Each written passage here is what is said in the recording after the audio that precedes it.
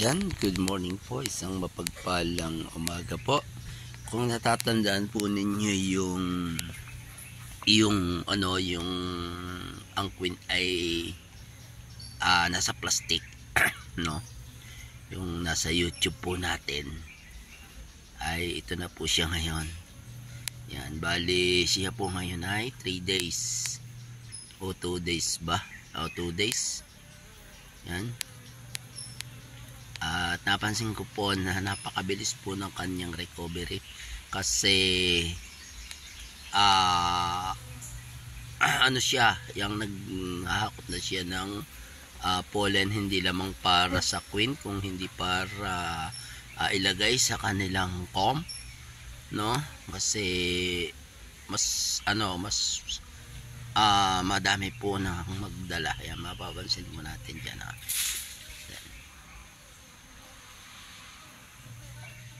Mapapansin po natin yan.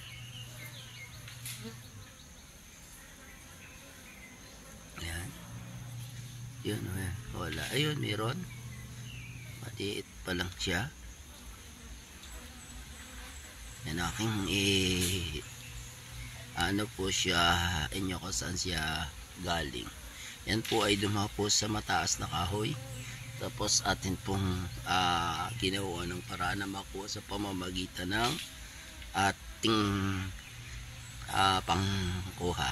Yun o, yan. Kita po ninyo. Yan. O. Kita po ninyo. O. Yan o. O, yan. Ganun po kabilis yun o. O. Yun o. Yan, ayan po yung sign na ang live ay mag-i-stay sa box, no? Pag sa loob po ng 3 days ay hindi naghakot ng pollen, malamang po sa hindi mag-stay yon, no? Tsaka sikapin po natin na ang paglalagyan natin ng ating box ay hindi bilad sa araw, lalo't ito ay ganitong bago pa lang sa kahon, no? Kinakailangan siya doon sa lugar na medyo liblib, hindi toong aarawan. Yun po yung pinakagusto nilang wala naman kayo makikita sa forest na sahawan, no? Laging yan ay magubat. Yan, natin yung may pollen na dala, oh. Yan. Pakita ko po sa inyo, ito po ang kinunan po nito diyan sa kahoy na yan. Kung tandaan na ninyo, yan po ay mataas. Yan po, ang kinunan po na yan ay mga nasa siguro mga nasa 12 meters yan. At sa pamamagitan paano man natin kinuha, ganito ito po yung ating pangkuha dyan.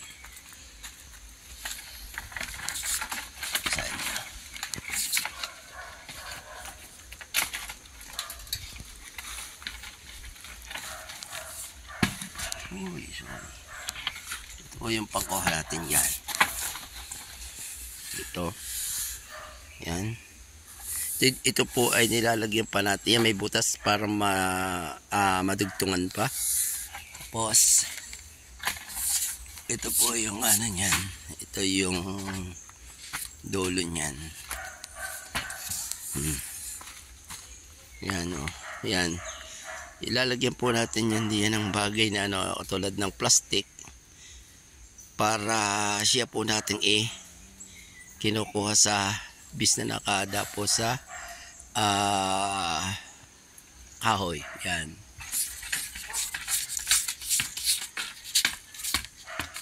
At yan naman po ay dito galing. Kung natatandaan po ninyo noong dito po galing siya. Yan. Yan. So, atin nyo, bali siya ay 2 colony na, no? At yan ay wala pang imposible na magbawas pa uli, dahil minsan kung gumawa sila ng queen ay 3 hanggang 4, no? Yan o, yan po yan galing. Sa kasalukuyan po ay malapit na tayong mag-harvest.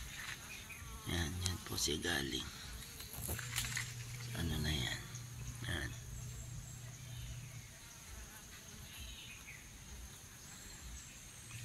Yan po yung kanyang pinanggalingan. Ito po yung mother colony noong ating pinakita kanina. Yan. Medyo ang atin pong kahon ay matagal na at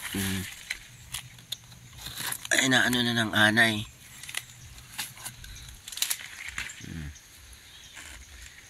Ito po ay marahil ang workers niya ay hindi na ganun kadami. Kasi nga yung kinuha natin dito ay napakalaki. Check natin.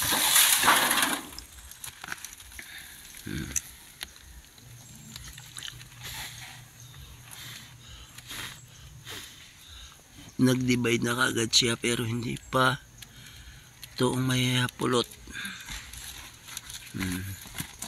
Pero okay pa rin po naman, hindi pa naman siya yung talagang kaunting-kaunti na lang. So makakaigi pa yan.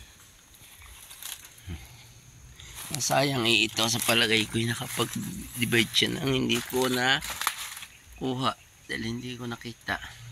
Maaring wala ako. Yan. Kasi kakaunti na yung workers nila. Sayang pagka ganun. Yan. Kaya pagka ikaw ay may alagang bees ay dapat nakaprepare sa iyo yung box. Dahil pag ganito at wala kang paglagyan, saka ka palang gagawa, abi baka ka makagawa ay nakaalis na. Kasi tumatagal lang naman po yan ng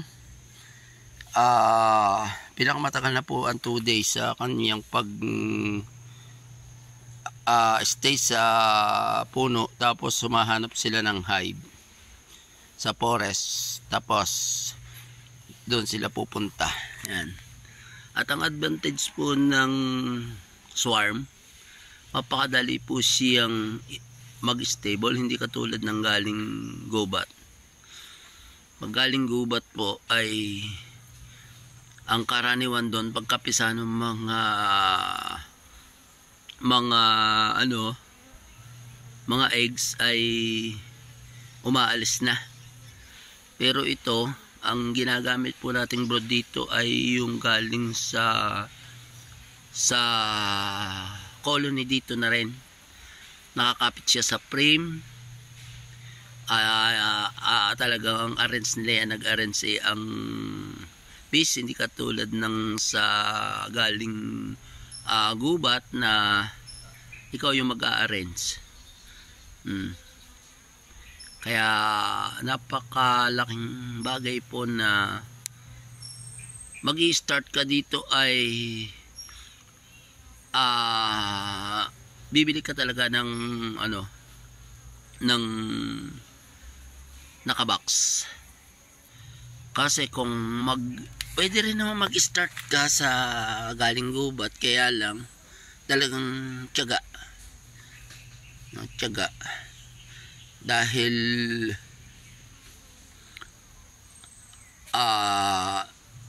magsisimula ka sa isa ay talagang mahihirapan ka. Ngayon kung ikaw ay start halimbawa sa 5 colonies, yun, kumuha ka man sa gubat, ang kukunin mo lang doon ay mga bees. Hindi mo na kukunin yung kanilang eggs. Dahil dito ka nakukuha ng brood sa colony. Yun, yung advantage nun.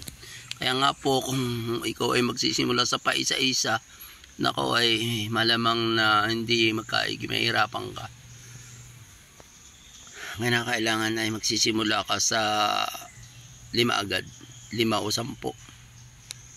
Yan. Ito, nakakatawa siya sa loob ng 2 days. Iyan yung niya, ganun sa kabilis.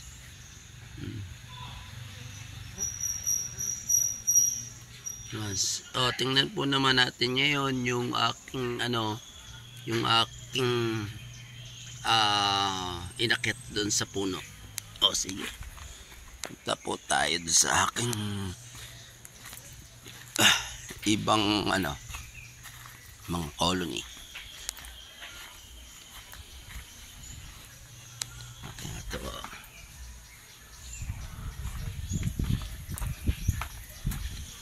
Ngayon po saan lang nakapatong. Ang baba po niya na kung ano nyo, kayang-kayang pasukin ng guyam.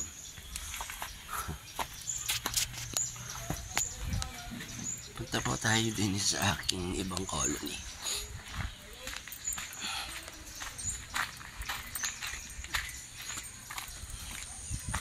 Yung po, yung sasabi ko sa inyo na aking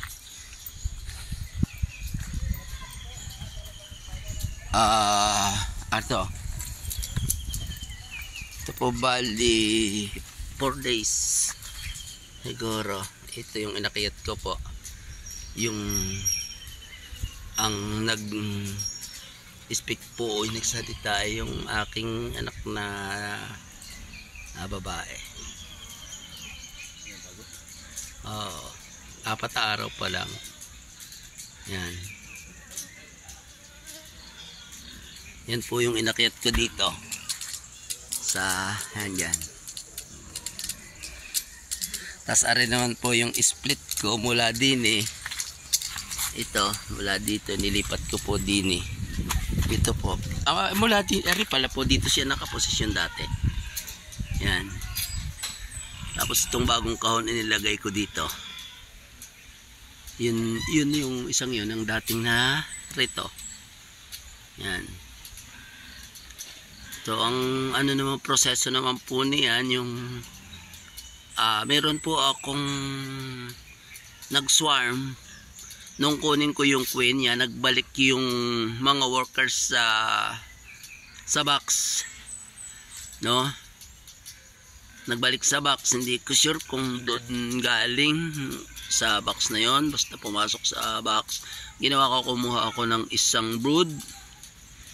Tapos ang ginawa ko pala, ipina-adapt ko yung queen sa isang box, o doon na nga sa box na yon 3 days. Tapos ng mga 3 days akin pong kinuha at kumuha ako ng workers at isang brood sa box. Bakit kinakailangan na 3 days ipa-adapt? Kasi hindi ako sure kung doon galing yung queen sa box na yon. Kinakailangan ipapa-introduce mo siya doon sa sa mga workers nang sa ganun ay hindi patayin. Dahil yan basta mo nilagay agad-agad, sigurado papatayin yan. Pero sa ganung paraan hindi nila yun papatayin sapagkat amoy na nila, no?